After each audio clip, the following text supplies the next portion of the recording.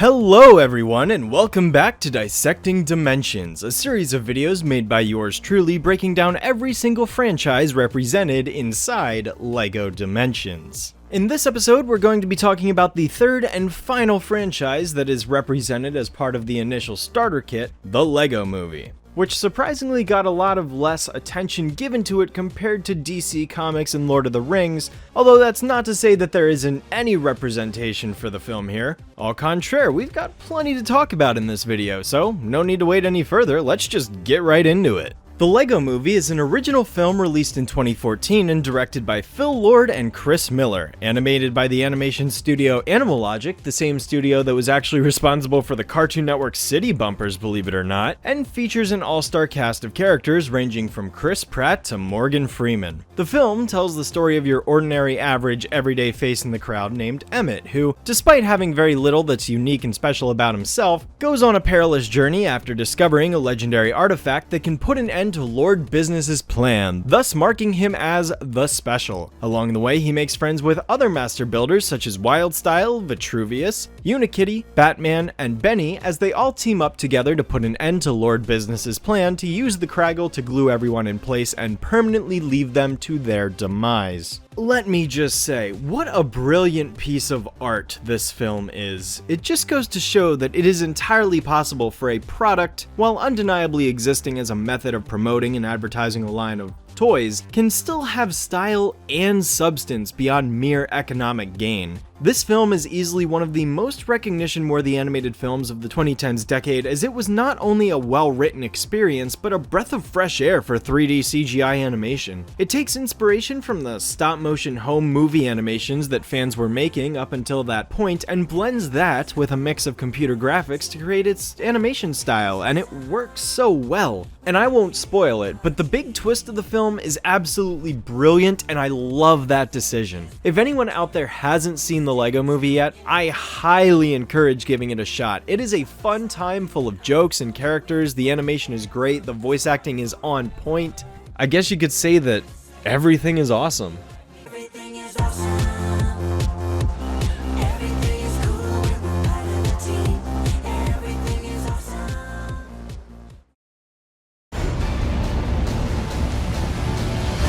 Starting off the list of LEGO Movie characters released during Wave 1 at the launch of the game, we have Emmett, voiced by the one and only Chris Pratt himself, reprising his starring role from the film, surprisingly enough. Yeah, didn't expect him of all characters to retain their original voice actor for the game, but sure enough, it's him. Ah, Hub Sweet Hub.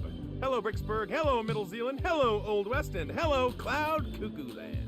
It's weird too, because in the LEGO Movie video game itself, Chris Pratt doesn't voice Emmett, who is instead voiced by Keith Ferguson, so this was his first time voicing Emmett in a LEGO video game. Emmett is, of course, the main protagonist of the LEGO Movie, and your average happy-go-lucky guy. In LEGO Dimensions specifically, however, well, Emmett's sort of a one-trick pony, and here's what I mean. He doesn't have any noteworthy movement capabilities, and his only claims to fame are his jackhammer accessory, which he can use to drill into these specially marked blue and orange panels, and his ability to fix broken machines for use once again. He does have the master build ability as well, but as you're about to learn, all of the LEGO Movie characters, except for one, come with this ability, so ironically that doesn't make him special in that regard. There are only two other characters in the game with the drill ability, however, so that would make him pretty unique, except both of those other characters are required for 100% completion, so he is optional as a result. The vehicle included in his fun pack is named Emmett's Excavator and does exactly what one would expect an excavator to do. It excavates. A weird detail about Emmett is that whenever you switch to him in-game, his name actually displays with Master Builder in parentheses, which normally only occurs when multiple variations of a character exist within the same LEGO game. This obviously isn't true for Emmet in Dimensions, so my best guess is that it's just a holdover from the actual LEGO Movie video game where this construction outfit was his Master Builder costume, but again, that's just an assumption. I can at least recommend having Emmet if you're a LEGO Movie fan, but don't expect to get anything out of him that you can't get from other required characters. Everything is awesome.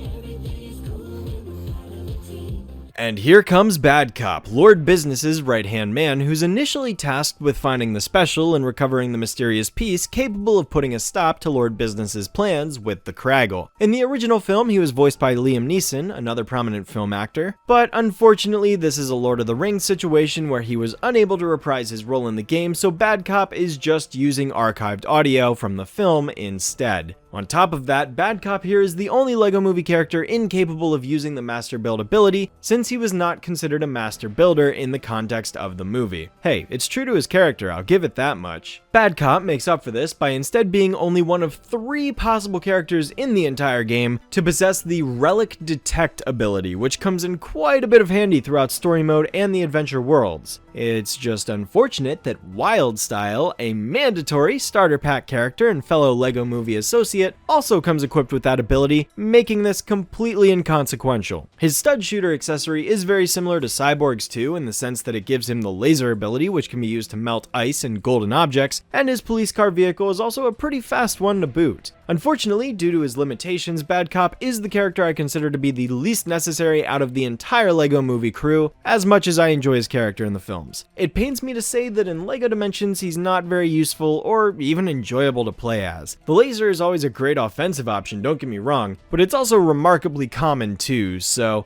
alas, I don't have much else good to say about him.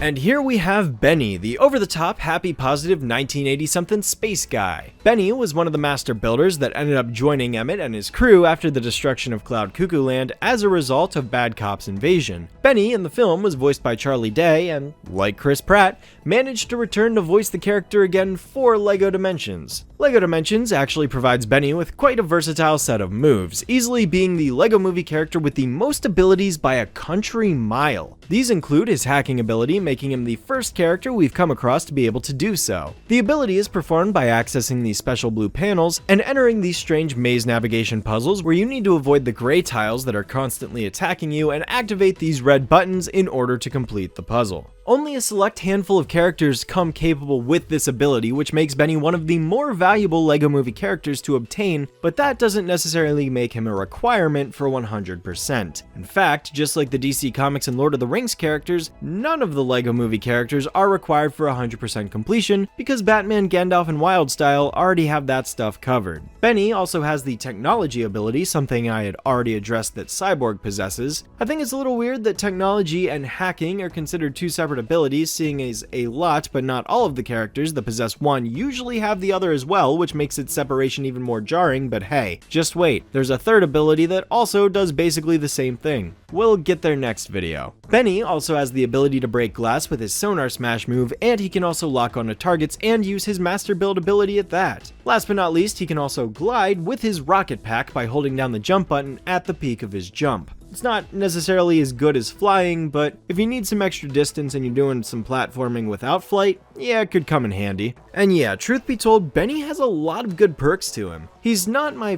favorite LEGO Movie character, but in-game he's not without his uses. If you're interested in what I had to show for him, then you can't go wrong with getting Benny, but just remember he's not an absolute must for 100% completion.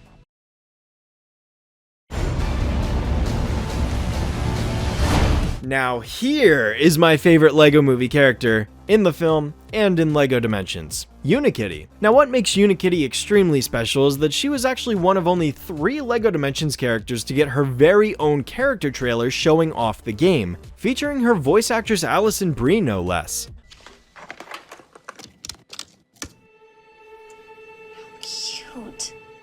I sense we have a lot in common. Unikitty, or rather, Princess Unikitty, resides in Cloud Cuckoo Land in the film and aids in the process of helping EMMET put a stop to Lord Business's plan to unleash the Craggle upon the world. In LEGO Dimensions, we actually get to see her during the opening cutscene when Gandalf and Batman initially meet up with Wildstyle, but her main role only takes over once she's available to play as in free play mode. More fun facts about Unikitty include that she's literally the only playable character in the entire game that's made out of physical Lego pieces rather than your expected minifigure body format, which makes her 100% special. Her abilities mainly consist of the Master Build ability and her unique ability to the entirety of Year 1 in the form of the Rainbow Bricks ability. This would later become possible with several Wave 2 characters, which took away that uniqueness factor, but regardless, it was worth mentioning that for Year 1, Unikitty was the only character that could do this. I will say, however, that she does have one other attribute specific to her in the form of her large transform, in which she enters, well, may as well show you. Happy thoughts! Happy thoughts! Try and stay positive!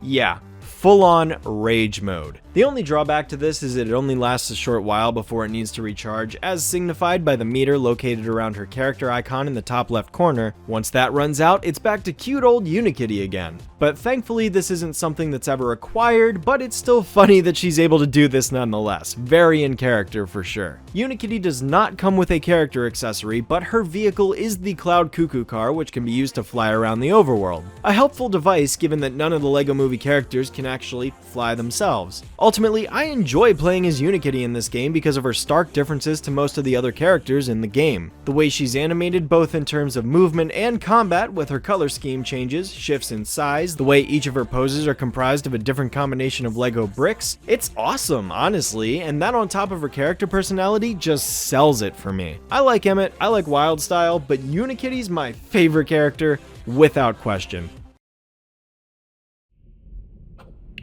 It's the Octan Tower. Except gravity's all wrong. Gravity's all wrong?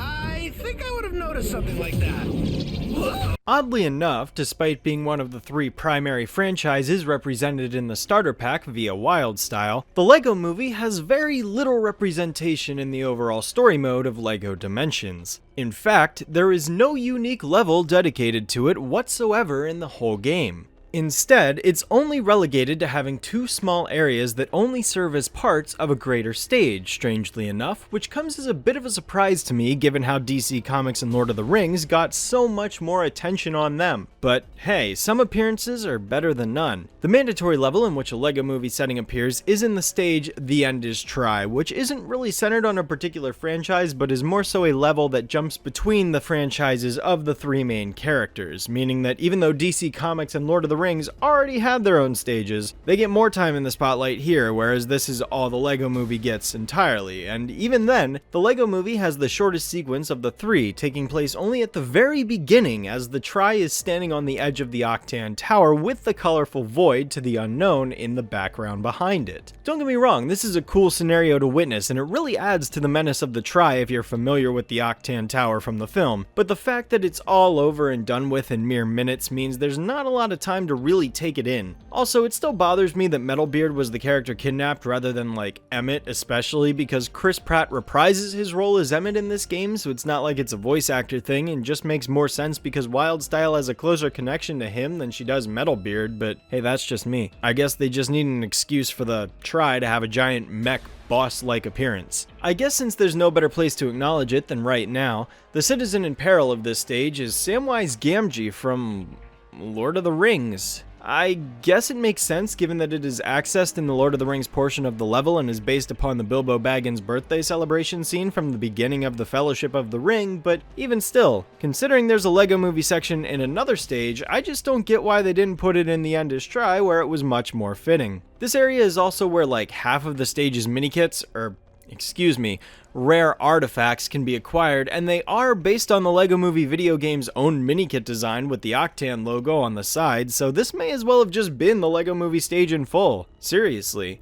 Ah well, it is what it is, I suppose. Not the choices I would have made when structuring this portion of the game, but it's not like it's unplayable. I actually enjoy the sequences in Gotham where you're rescuing each of the individual members of the Tri one by one. Personally speaking, I would have put the Jurassic World secret area in the Final Dimension area, move the Final Dimension area to this stage, and then move the Samwise Gamgee section to the Lord of the Rings stage. I just don't get why it was kind of messed around like that. It doesn't make sense to me. The model for this stage that gets built when you acquire all 10 minikits is this Unikitty DDR machine that becomes relevant in the corresponding adventure world, just as the Balrog and Clown Pie Throwers were in the last two franchises. But speaking of that other LEGO Movie section, in the level Prime Time, which is the first of two stages that takes place in the Final Dimension, you can actually access Cloud Cuckoo Land in this area here, which is pretty much the exact same setting that was seen in the opening cutscene of the game. Here the citizen in peril is none other than Miss Scratch-and-Post, the woman that had a ton of cats in the original movie. You can rescue her just by simply defeating one of the Daleks that's chasing her in the background of this section here, and it's pretty straightforward. There's a couple different minikits located in this area, and it is pretty cool that, hey, at least the LEGO Movie gets a little bit more representation through this place, but I still kinda would have preferred a full-on stage, personally speaking. Regardless though, it's fun to see, and there's a lot of cool cameos from other characters in the background like the Joker, so all in all, I'd say it's an okay area. Not the greatest, but it's fine.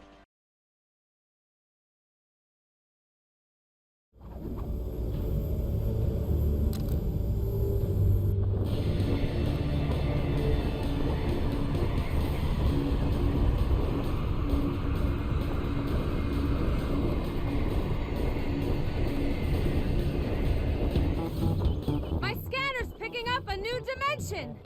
Oh, no, wait!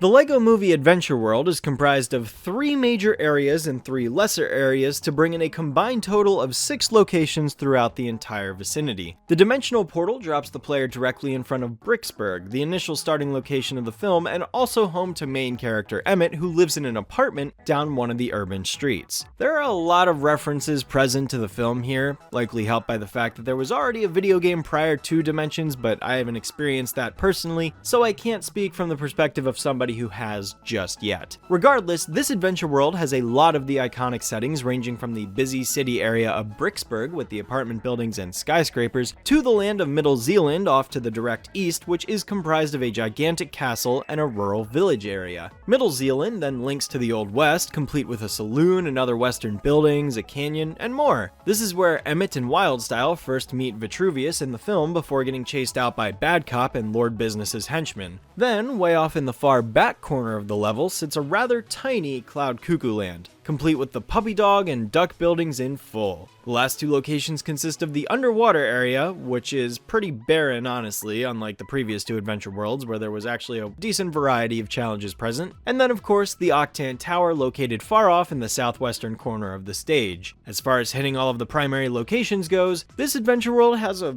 easy but solid layout. Either way, this adventure world was a ton of fun to navigate. It was definitely satisfying getting to explore all the nooks and crannies present here, and let's get into the objectives. So the red brick for this stage unlocks the Rare Artifact Detector ability, which allows you to easily track where all of the rare artifacts... Okay, no, you know what? No, I'm not gonna call them that. I've known these things as minikits since LEGO Star Wars 1. I'm gonna call them minikits, dang it. I don't care if LEGO Dimensions changed what they're called. They're minikits. So anyways, the minikit detector highlights where minikits are located throughout each level. This makes 100%ing the game way easier without the use of a guide, of course, and is a definite help in case you find yourself stuck and unable to figure out where they might be located. It's a fun challenge to run through a level trying to collect all 10 without its help, but in case you ever get stuck and miss one that you just can't find, this is a handy tool to have. 3 races are also present inside the LEGO Movie Adventure World, 1 on land, 1 underwater, and 1 in the sky.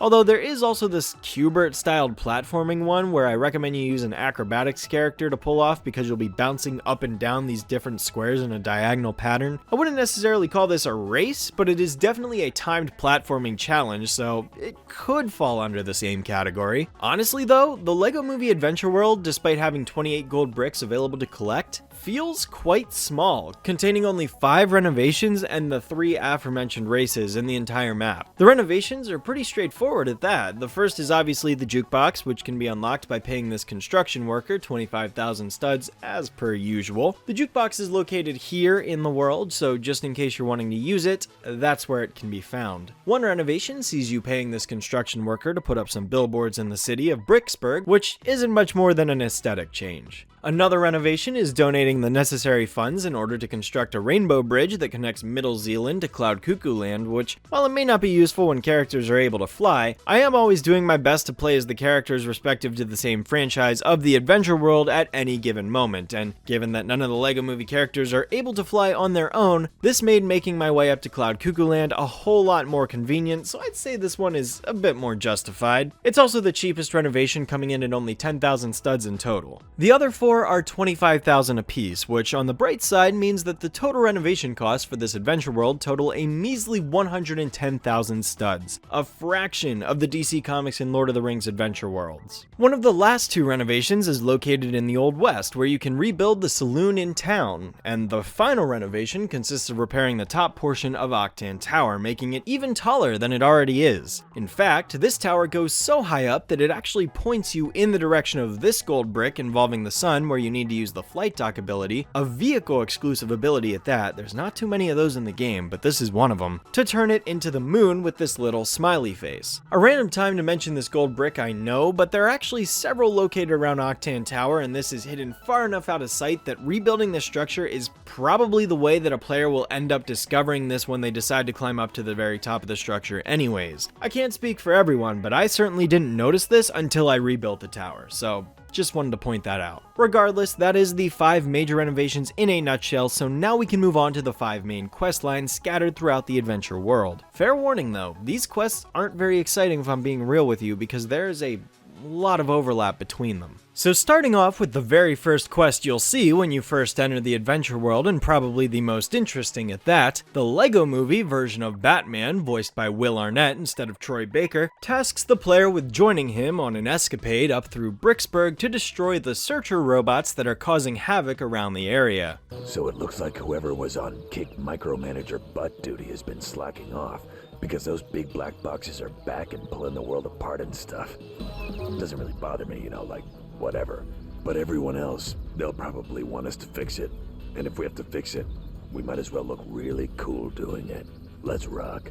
These are the same robots that appear in the Simpsons story mode stage, as well as the ones Lord Business employs in the film, so it's cool that they appear here as well. I found it easiest to just use Bad Cop's laser to destroy them all because it has a remarkably long range and is also incredibly powerful, being able to knock things out in one hit rather than using some sort of multi-hit projectile. Completing the mission is simple enough though, just defeat all 10 of them and LEGO Batman awards you with the first gold brick. So with one down, what's next? Well, not too far from where that mission ends stands Miss Scratchin'Post, who's apparently lost her 9 cats. I took the cats out for a spin on the cat sled, but putting Bad Leroy at the front of the pack was a mistake I won't be making again. The little scamp saw a mouse and chased it off a cliff, dragging us all down with him. This is a character that comes directly from the film, who owns the same 9 cats that Emmett says hello to during the opening sequence of him walking down the street and saying hello to everyone. So what does this quest entail? Well, it's a hide-and-seek mission, as all 9 cats are now scattered around the world, with the player needing to find them all. Something I should note about this: these cats will not spawn if you do not have the mission active, so you need to talk to this lady first before you will be able to collect any of them. Also, if you cancel out of this quest at any time by starting a different one, it will also despawn the cats in the world, and you will lose the ones you've already collected, so you will need to go speak to her again to activate it, and you'll have to collect the ones you already collected before. Since that's the way that this is programmed, I highly recommend clearing out a lot of the adventure world first before taking on this mission, as it will make the cats much easier to find. I also suggest that once you start a collection quest, you finish it before you do anything else. It really makes things easier if you do that. Continuing from left to right across the world comes Benny's quest, located in Middle Zealand. These guys are saying I smashed my spaceship through their big floating sign or something. I mean, me? I've never even flown a spaceship.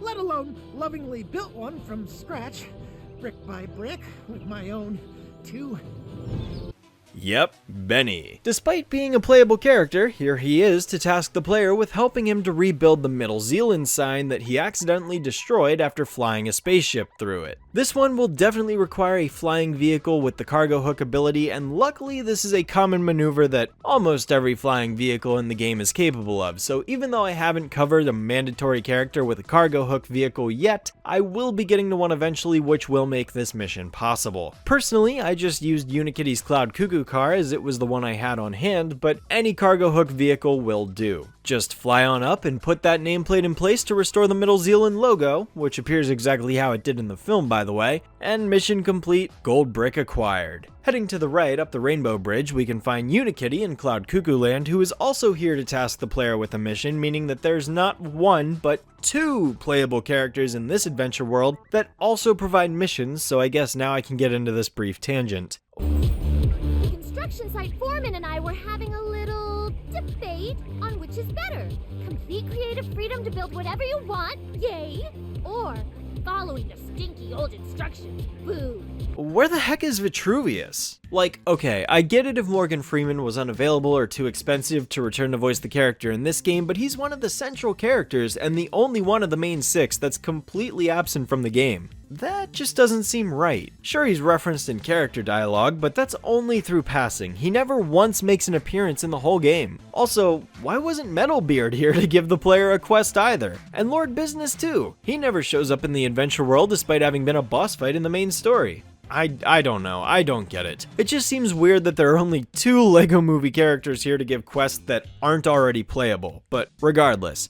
Unikitty's quest. Yep, it's another collectathon. This time, instead of 9 cats, there are 10 instruction pages located around the map. Happy hunting! Okay, so yeah, this is starting to get into the problems I have with the LEGO Movie Adventure World. Love the layout, dissatisfied with the character quest, because here we have another mission that's the exact same thing as the Miss Scratch and Post one, except the item being collected is slightly different. Couple that with the fact that there's also a 3rd gold brick in this world where you have to fly around and melt 10 of these Lord Business statues, and that essentially means there are 29 seek and find items to search for in this adventure world. Now don't get me wrong, I like missions like this that encourage full-on exploration of the world, but there only needs to be one of them. Considering that this world is much smaller than something like Middle-earth especially, I think roughly 30 collectibles is too much, and most of these are put out in the open anyway, so they aren't particularly hard to find. I don't know, I'm really not trying to be too negative here because I enjoy a lot of what's present, but so far the content I've covered that's tied to the LEGO Movie has the most flaws out of the 3. Of course, collecting all 10 instruction pages leads to the completion of the mission. Luckily, located not too far from Unikitty is the DDR mini-kit machine the player unlocks for collecting all 10 in the Ender's Try, and by going over to this machine and stepping onto it, the player enters a mini rhythm game that pays homage to DDR by having the player press the corresponding buttons on screen in a set order before awarding them a gold brick. It's a cool reference, so I'm glad it was put in there. The 5th and final quest mission is given to you by the same person that gave out the first one,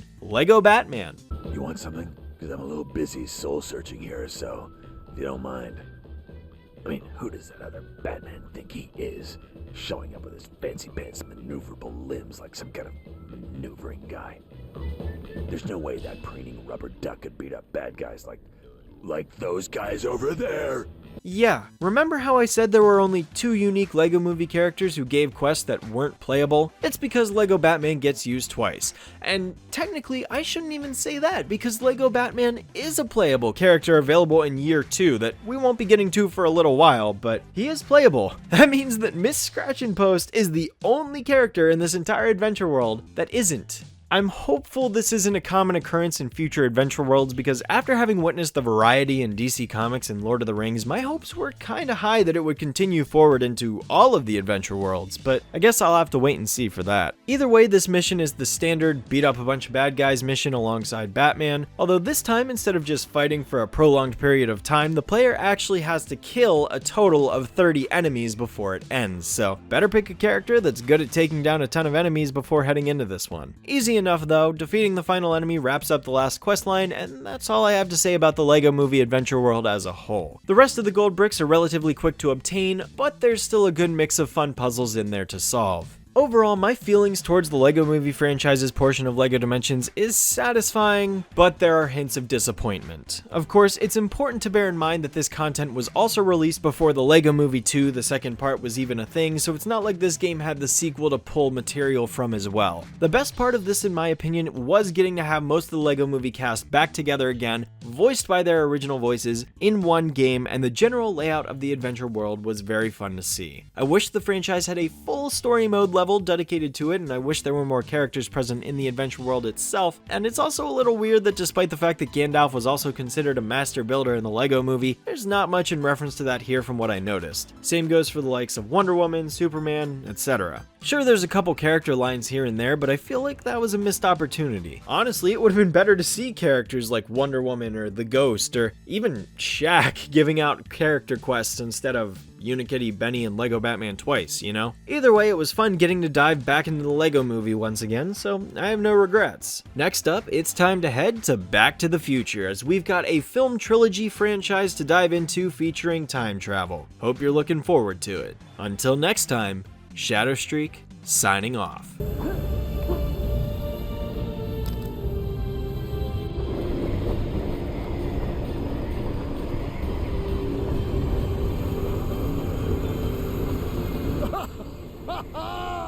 Oh, would you look at this? It's unbelievable!